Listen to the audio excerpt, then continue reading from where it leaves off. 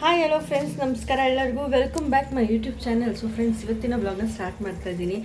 ಏನಂದರೆ ಗಗನಗೆ ಯಾವಾಗಲೂ ಅಷ್ಟೇ ಸ್ಕೂಲಿಂದ ಬಂದ ತಕ್ಷಣ ಅವಳಿಗೆ ಏನೇನ ಸ್ನ್ಯಾಕ್ಸ್ ಇರಬೇಕು, ಇಲ್ಲ ಅನ್ನ ಸಾರು ಇದ್ರೂ ತಿನ್ಕೊತಾಳೆ.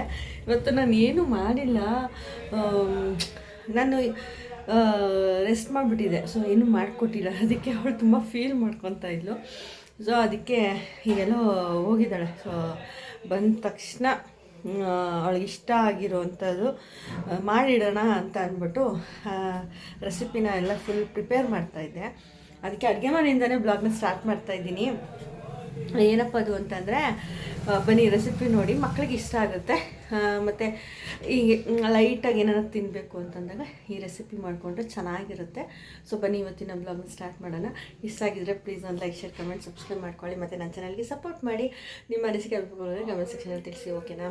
ಸುಮಾರು ದಿನಗಳಾಯ್ತಲ್ಲ ವೀಡಿಯೋಸ್ನ ಮಾಡಿ, ಸ್ವಲ್ಪ ಮಾತಾಡೋದಕ್ಕೆ ಯೋಚನೆ ಮಾಡಿ ಮಾತಾಡಬೇಕು. ಬ್ಲೈಂಡ್ ಒಂಥರ ಅಂದರೆ ಪ್ರತಿ ದಿವಸ ವೀಡಿಯೋಸ್ನ ಮಾಡ್ತಾಯಿದ್ರೆ ಪಟ ಅಂತ ಮಾತಾಡ್ಬೋದು. ಒಂದು ಕಾನ್ಸೆಪ್ಟ್ ಒಂದ್ರದ್ದು ಬಗ್ಗೆ ಏನಾರು ತೊಗೊಂಡು ಮಾತಾಡಿದಾಗ ಅದು ಬಂದ್ಬಿಡುತ್ತೆ, ಆರಾಮ್ಸೆ ಬಂದ್ಬಿಡುತ್ತೆ. ಈ ಥರ ಬಿಟ್ಟು ವೀಡಿಯೋಸ್ನ ಮಾಡಿದಾಗ ಈ ಸ್ಟಾರ್ಟಿಂಗ್ ಟ್ರಬಲ್ ಅಂತಾರಲ್ಲ, ಸೊ ಆ ಥರ ಸ್ಟಾರ್ಟಿಂಗ್ ಟ್ರಬಲ್ ಆಗುತ್ತೆ. ಅದಕ್ಕೆ ಈಗ ಮಾಡಿಟ್ಬಿಡೋಣ.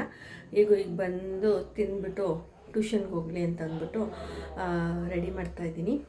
ಬ್ರೆಡ್ ಒಂದಿದ್ರೆ ಸಾಕು, ಆರಾಮ್ಸೆ ಮಾಡ್ಬೋದು. ಬ್ರೆಡ್ ಅಂದಿದ ತಕ್ಷಣ ನಿಮ್ಗೆಲ್ಲರಿಗೂ ಗೊತ್ತಾಗಿರುತ್ತೆ, ಬ್ರೆಡ್ಡಲ್ಲಿ ಮಾಡುವಂಥ ಒಂದು ರೆಸಿಪಿ, ಓಕೆನಾ? ಸೊ ಬನ್ನಿ, ಏನು ಸ್ಕಿಪ್ ಮಾಡಬೇಡಿ, ನನ್ನ ವೀಡಿಯೋನ ಸಪೋರ್ಟ್ ಮಾಡಿ. ಇದೇ ಥರ ವೀಡಿಯೋಸ್ನ ಬೇಕಂತ ಕಮೆಂಟ್ ಸೆಕ್ಷನಲ್ಲಿ ತಿಳಿಸಿ ಅಂತ ಹೇಳೋಕ್ಕೆ ಇಷ್ಟಪಡ್ತೀನಿ. ಇನ್ಮೇಲೆ ಈ ಥರ ವೀಡಿಯೋಸ್ನ ಬರ್ತಾ ಇರುತ್ತೆ, ಓಕೆನಾ? ಸೊ ಬನ್ನಿ ಇವತ್ತಿನ. ಸೊ ಫ್ರೆಂಡ್ಸ್, ಈಗ ಬಾಣಲಿ ಇಟ್ಕೊಂಡಿದ್ದೀನಿ, ಎಣ್ಣೆ ಹಾಕ್ಕೊಂಡಿದ್ದೀನಿ.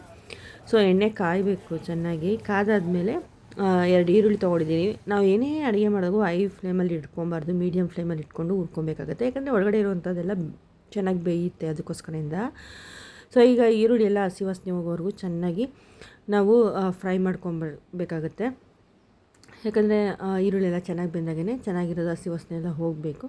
ಸೊ ಈಗ ಈರುಳ್ಳಿ ಎಲ್ಲ ಚೆನ್ನಾಗಿ ಫ್ರೈ ಮಾಡ್ಕೊಂಡಾದ್ಮೇಲೆ ನೆಕ್ಸ್ಟು ನಾನು ಇದಕ್ಕೆ ಏನು ಹಾಕ್ಕೊತಾ ಇದ್ದೀನಿ ಅಂತಂದರೆ ಹಸಿಮೆಣ್ಸಿನ್ಕಾಯಿ ಹಾಕ್ಕೊತಾ ಇದ್ದೀನಿ. 2 ರಿಂದ 3 ಹಸಿಮೆಣ್ಸಿನ್ಕಾಯಿ.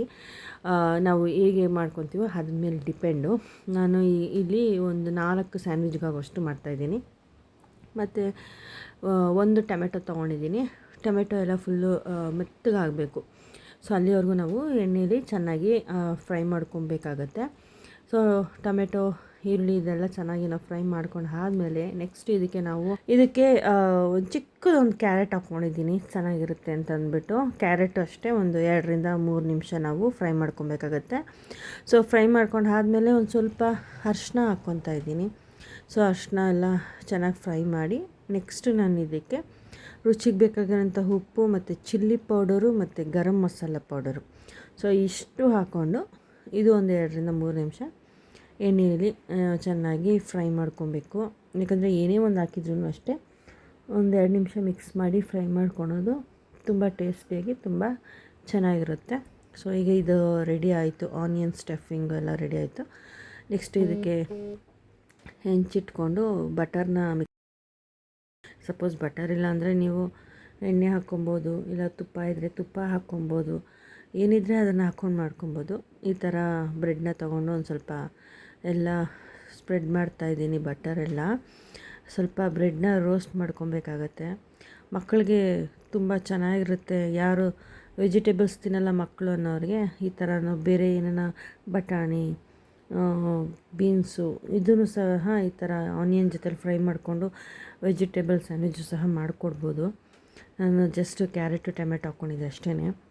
ಸೊ ಈಗ ಇದನ್ನೆಲ್ಲ ಸ್ವಲ್ಪ ರೋಸ್ಟ್ ಆಗೋವರೆಗೂ ಸ್ವಲ್ಪ ಹೆಂಚ್ ಮೇಲೆ ಹಾಕ್ಕೊಂಡು ಸ್ವಲ್ಪ ರೋಸ್ಟ್ ಮಾಡ್ಕೊಬೇಕಾಗತ್ತೆ. ಸೊ ಇದೆಲ್ಲ ಆದಮೇಲೆ ಮೇಲೆ ನಾವೇನು ಆನಿಯನ್ ರೆಡಿ ಮಾಡ್ಕೊಂಡಿದ್ವಲ್ಲ ಅದನ್ನು ಹಾಕಿ, ಸೊ ಇದು ಮೇಲೆ ಒಂದು ಸ್ವಲ್ಪ ಕೊತ್ತಂಬರಿ ಸೊಪ್ಪು ಹಾಕ್ಕೊಂಡು ಇದನ್ನು ಸಹ ಒಂದು ಮೀಡಿಯಮ್ ಸ್ಲಿಮ್ಮಲ್ಲಿ ಕೊತ್ತಂಬರಿ ಸೊಪ್ಪೆಲ್ಲ ಹಾಕಿ ಬ್ರೆಡ್ನ ಕ್ಲೋಸ್ ಮಾಡಿ ಒಂದು 2 ಮಿನಿಟ್ಸ್ ಬೇಯಿಸ್ಬೇಕಾಗತ್ತೆ. ಸೊ ಬೇಯಿಸಾದ್ಮೇಲೆ ನೆಕ್ಸ್ಟು ಬೇಕಂದರೆ ಅದ್ರ ಮೇಲೆ ಒಂದು ಸ್ವಲ್ಪ ಬಟರ್ ಹಾಕ್ಕೊಬೋದು. ಸೊ ಈಗ ಸ್ಯಾಂಡ್ವಿಚ್ಚು ರೆಡಿ ಆಗುತ್ತೆ. ಇಷ್ಟೇ, ತುಂಬ ಸುಲಭ. ಮಕ್ಕಳಿಗೆ ನನ್ನ ಸ್ಕೂಲಿಂದ ಬಂದಾಗ ಮಾಡಿಕೊಡ್ಬೇಕು ಅಂದಾಗ, ಬಂದ ತಕ್ಷಣ ಏನೋ ಹೊಟ್ಟೆ ಹಸಿವು ಅಂದಾಗ ಈ ಥರ ಲೈಟಾಗಿ ಬ್ರೆಡ್ ಇದ್ದರೆ ಸಾಕು ಮಾಡಿಕೊಡ್ಬೋದು. ತುಂಬ ಟೇಸ್ಟಿಯಾಗಿ ತುಂಬ ಚೆನ್ನಾಗಿರುತ್ತೆ. ಸೊ ಇಷ್ಟ ಆಗಿದರೆ ನೀವು ಒಂದು ಸತಿ ಟ್ರೈ ಮಾಡಿ ಅಂತ ಹೇಳೋಕ್ಕೆ ಇಷ್ಟಪಡ್ತೀನಿ. ಈಗ ಆನಿಯನ್ ಸ್ಯಾಂಡ್ವಿಚ್ ರೆಡಿಯಾಗಿದೆ. ಸೊ ಫ್ರೆಂಡ್ಸ್, ಸ್ಯಾಂಡ್ವಿಚ್ ಮಾಡಿದ್ದಾಯಿತು. ಸೊ ಹೇಗಿದೆ ಅನ್ನೋದನ್ನು ಟೇಸ್ಟ್ ಮಾಡ್ತೀನಿ. ಯಾಕಂದರೆ ನಾನೇ ಮಾಡಿಬಿಟ್ಟು ನಾನೇ ತಿನ್ನಬೇಕು ಅನ್ನೋದು ನನಗೆ ತುಂಬ ಆಸೆ, ಅದಕ್ಕೋಸ್ಕರದಿಂದ. ಸೊ ಫಸ್ಟ್ ನಾನು ಕುಕ್ಕಿಂಗಲ್ಲಿ ಏನು ಅಷ್ಟೊಂದು ಇಂಟ್ರೆಸ್ಟ್ ಆಗಿದ್ದಿಲ್ಲ, ಬಟ್ ಈಗ ಸ್ವಲ್ಪ ಇಂಟ್ರೆಸ್ಟ್ ಜಾಸ್ತಿ ಆಗಿದೆ, ಗ್ರೇನ್ಸ್ ಜಾಸ್ತಿ ಆಗಿದೆ. ಸ್ವೀಟ್ ತಿನ್ನಬೇಕು, ಅದು ಮಾಡ್ಕೊಳ್ಬೇಕು, ಇದು ಮಾಡ್ಕೊಬೇಕು, ಅದು ತಿನ್ನಬೇಕು ಅನ್ನೋದು. ಸೊ ಅದಕ್ಕೆ ನಾನು ಹೇಗೆ ಮಾಡಿದ್ದೀನಿ ಅನ್ನೋದನ್ನು ಹೇಳ್ತೀನಿ, ಟೇಸ್ಟ್ ಹೆಂಗೆ ಬಂದಿದೆ ಅಂತ ಅಂದ್ಬಿಟ್ಟು.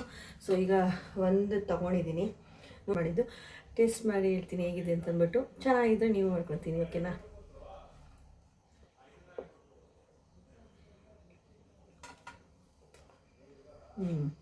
ಸೂಪರಾಗಿದೆ.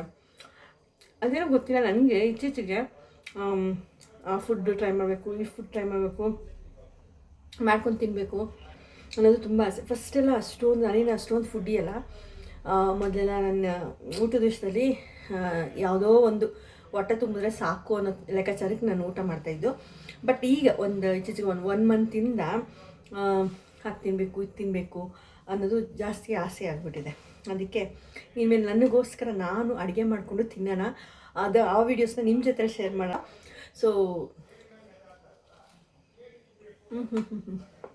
ಸೂಪರಾಗಿದೆ, ಟೇಸ್ಟ್ ಮಾತ್ರ ತುಂಬ ಚೆನ್ನಾಗಿದೆ. ಬಟರ್ ಹಾಕಿದ್ದೀನಲ್ವ, ಬಟರ್ ಇಲ್ಲ ಅಂದ್ರೂ ಪರವಾಗಿಲ್ಲ, ಏನು ಎಣ್ಣೆ ಹಾಕೊಬೋದು, ಇಲ್ಲ ತುಪ್ಪ ಇದೆ ತುಪ್ಪನೂ ಹಾಕೊಬೋದು, ತುಂಬ ಚೆನ್ನಾಗಿರುತ್ತೆ. ಇದೊಂದು ತಿಂದರೆ ಸಾಕು, ಫುಲ್ ಹೊಟ್ಟೆ ತುಂಬ ಹೋಗುತ್ತೆ. ಸೊ ಇದೇ ಥರ ಬ್ಲಾಗ್ಸ್ ಬೇಕು ಅಂದರೆ ಕಮೆಂಟ್ ಸೆಕ್ಷನಲ್ಲಿ ತಿಳಿಸಿ, ಸಪೋರ್ಟ್ ಮಾಡಿ ನನಗೆ. ಮುಂದಿನ ಒಂದು ಒಳ್ಳೆಯ ವಿಡಿಯೋದಲ್ಲಿ ಸಿಗ್ತೀನಿ. ಈಗ ಇದು ತಿಂದು ಮುಗಿಸ್ತೀನಿ, ನೆಕ್ಸ್ಟ್ ವಿಡಿಯೋದಲ್ಲಿ ಸಿಗ್ತೀನಿ. Thank you for watching my channel.